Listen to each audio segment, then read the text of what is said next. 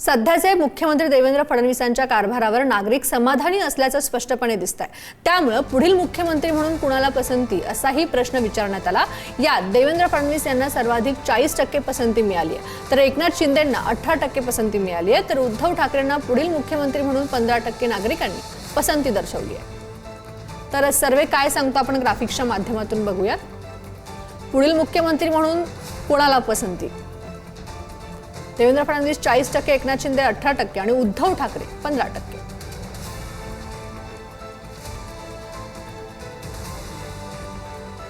अजित पवारांना 8% देण्यात आलेले आहेत, नाना पटोलेंना 7% देण्यात आले, तर राज ठाकरेंना 5% पसंती देण्यात आली।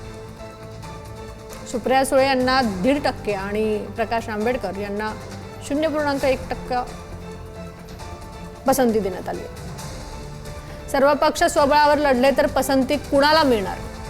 भाजपा 35%, काँग्रेस 20%, शिंदेची शिवसेना 13% आणि ठाकरेंची शिवसेना 12%, तर इतर पक्ष 7%पेक्षा कमी अशी ही टक्केवारी समोर आली आहे।